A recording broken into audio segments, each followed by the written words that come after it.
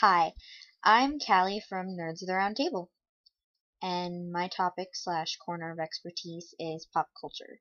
By pop culture, I mean movies, TV shows, phrases, images, and celebrities within the nerdy type fashion.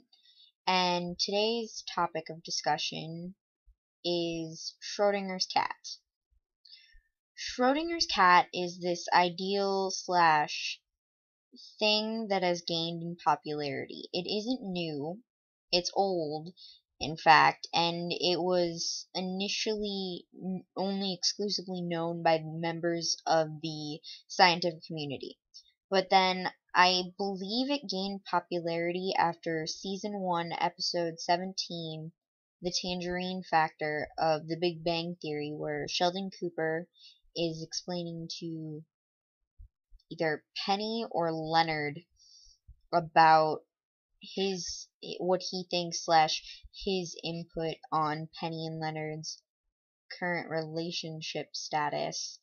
And also it was mentioned in the Identity Crisis episode of Numbers. Do not remember the season or episode. Sorry. And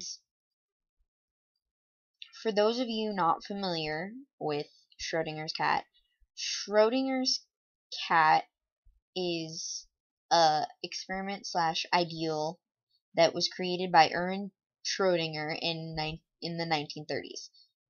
Like, not 1930, but the general area of that time. And what the purpose of it was that he was using it to debunk the Copenhagen interpretation of quantum physics.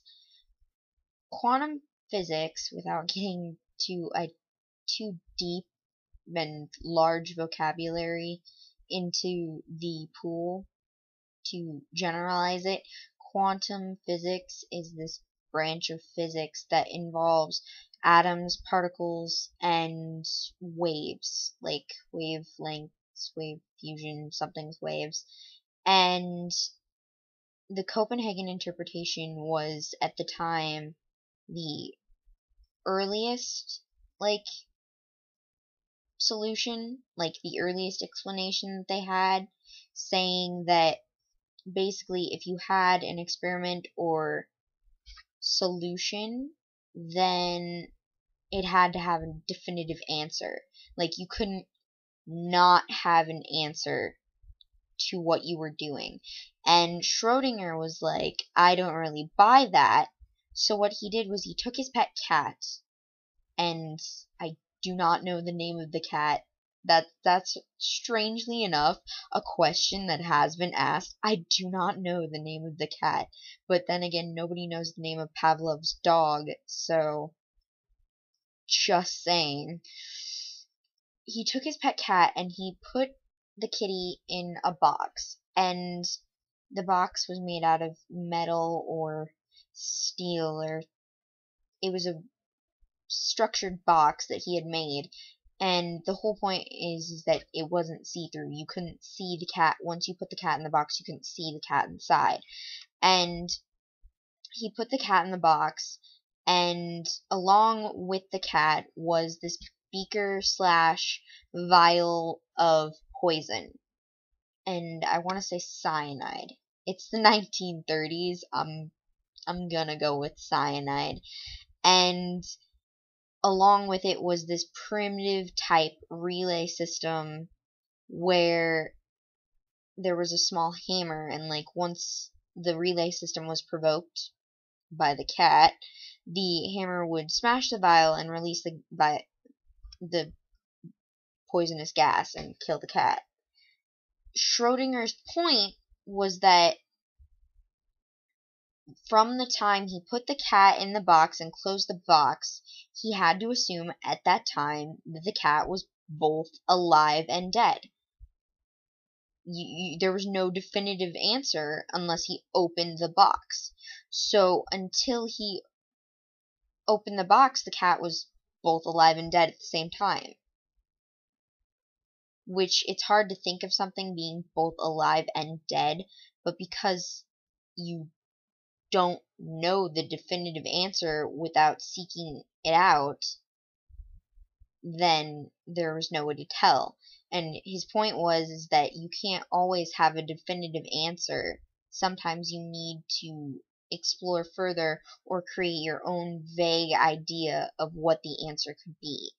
And this revolutionized the scientific community and kind of rearranged the Copenhagen interpretation.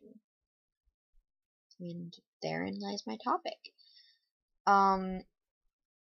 Side note, I did not look any of this up.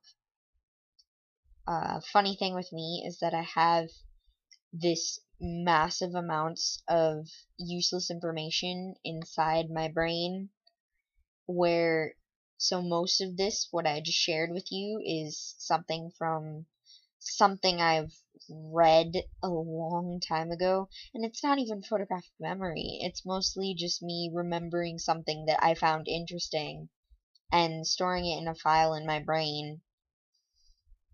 So if you want to learn more, like if you don't believe me, then I suggest looking it up. Don't look it up on the internet though, because it's gotten so popular with the Big Bang Theory and David Krumholtz, and because it's TV, they tweak it a little to make it more understandable to the public.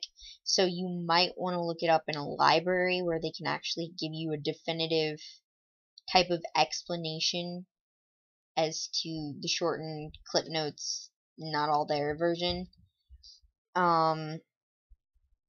Plus, in the description, I put a link to teeturtle.com, www.teeturtle.com.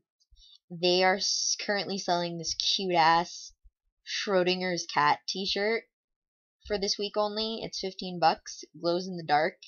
It's pretty cool. If you go there, tell them Nerds of the Round Table sent you, because a sponsor would be cool.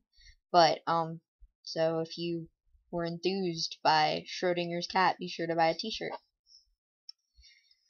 Well, okay, bye.